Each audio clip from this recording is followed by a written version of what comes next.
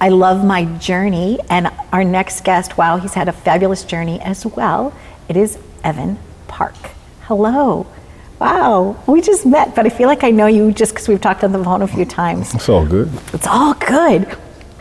Our executive producer, I was joking because Lou loves to watch King Kong with his grandkids, right? You got a chance to be in that. Yeah. That's special. Yeah, very special. Tell us about that moment and the part that you played and a little bit of behind the scenes for us. Well, I think one of the most special things about it was being able to sort of see a different side of the business that I never really saw as much. First of all, I started to, especially with King Kong, because it's such a big movie, understand the machine of the business more. Then also understand the international impact of the business. I think most of the cast was, pretty much if you go through the whole cast, it was an international cast. And when you go, we shot in New Zealand at Peter Jackson Studios down there.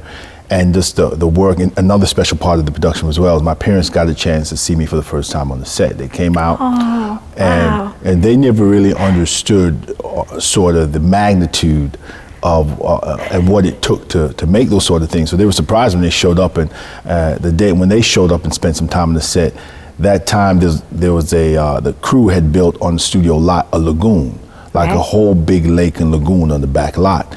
And that never made it into the movie because there was a scene that we did where there was kind of a raft wreck, right? And we were headed to the island, and so we had to, we got wet, we had on wetsuits and so on and so forth. Well, our parents got a chance to see that, and that really was life-changing for them because they didn't come up in a space where they thought you could actually make a living doing film and TV, because they came from a place where you had to have like a regular job. Right? A 9 to 5.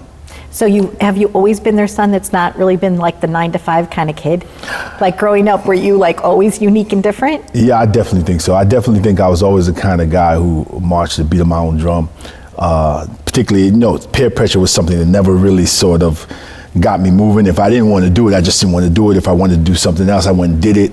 And I really didn't care that much if people liked the fact I did it or not. I did respect my parents, but when I got older, even as I was younger, I had a way of negotiating with them and sort of making them see that what I was doing made sense and was part of who I was. And I think that because of that, they gave me a little bit more leeway. Talking about theory and logic, you just graduated. Theology. Tell us about that journey. What was that? What made you say yes to that? It's so funny. That was interesting because I think back for when a lot of people don't know, I went to drama school. I trained for classically trained to act.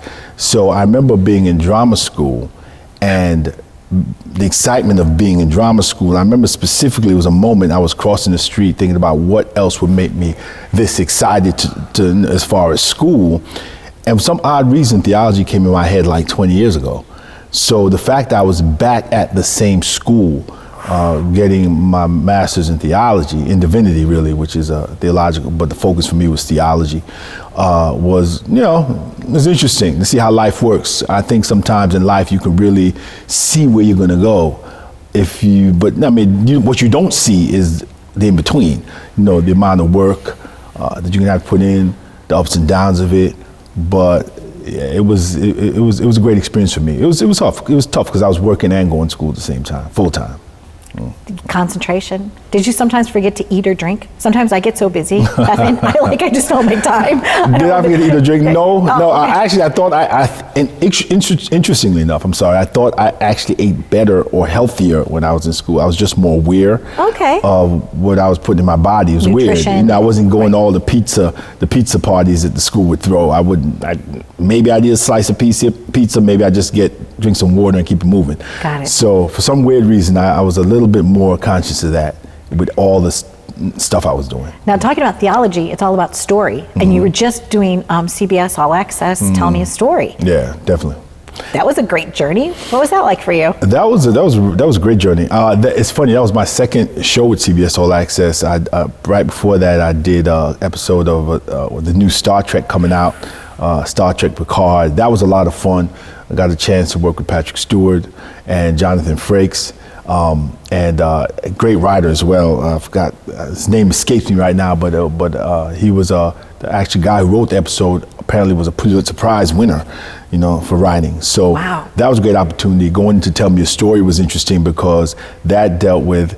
It's a take on the fairy tales, on the classic fairy tales. The season I did was season 2. It was more about the sort of princess stories, Beauty and the Beast, Cinderella. I forget what the other one was. There were three different storylines. I was part of the Beauty and the Beast storyline. I was actually the father of Beauty, and in the story, Beauty is actually the guy. And Beast is the young girl. lady who plays. Oh, I like that, gender equality. Yeah, they sort of flipped it around. But that was a great experience. Being in Nashville too, because we shot that in Nashville, was fantastic.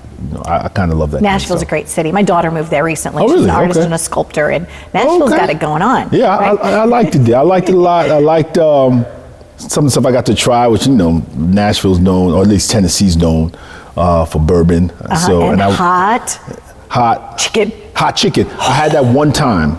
And I'm eating it. I'm like, this is good, but this is not healthy. I'm not going to eat it anymore. I had it one time. It makes your eyes weep. Yeah. Any serious roles that you've played, talking about eyes weeping, things that really got to you? Any roles that stick out? You had to put a lot of emotion in it? Probably not so much on film recently or television recently. Mostly, let me think about this. Mostly, I did done some stuff. Excuse me, on stage. Zoo Man in the Sign I did a few years back. It's funny, I had an opportunity to play Muhammad Ali in a play called Fetch Clay Make Man. We did that at the McCarter Theater. I'm trying to remember the theater out in Princeton, New Jersey. Actually, it was myself and Ben Vereen. And speaking of Star Trek, the young lady who was the lead on Discovery, she played my wife. Sonequa. Nice. So we had a great time on that. But that was the journey with that play, as well as with Zoo Man in the Sign.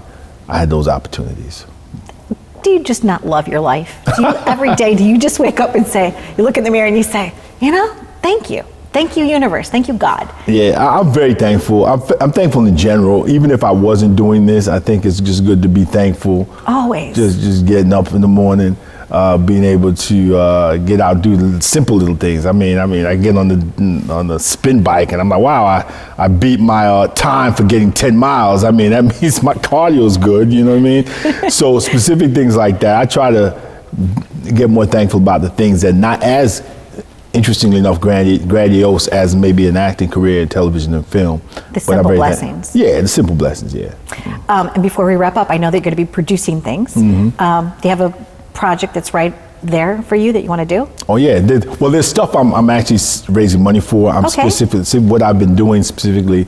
One of the opportunities I got when I was in grad school was I was part of the Accelerator and put together a media content company called Arimathea Media Capital. And so I've been working specifically on content, creating content for that, and also acquiring content for that. The focus really of the what we do is it's a media content company that highlights the voices and perspectives of people of faith around the world, and people of color and people of faith. But we do the content basically for the entire world. We're sort of flipping the model in some respects on how Hollywood does it.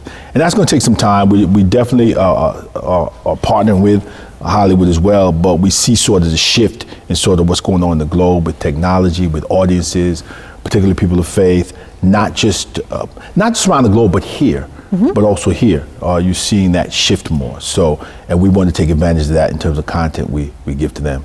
Well, congratulations. Thank you. Excited to be part with this journey for you, and continue to engage with beautiful audiences all over the world. I thank you for being here. I can't wait to watch you in that Star Trek episode. I'm not. You may not recognize me, but I'm not going to say anything else. That's a good scoop. That's a good teaser. Thank you so much, Evan. All right. Stay tuned. We're going to be scooping it up right here. Woo! I love my show, and I thank you for being a great audience, because without you, I have no show. So thank you for watching. Stay tuned.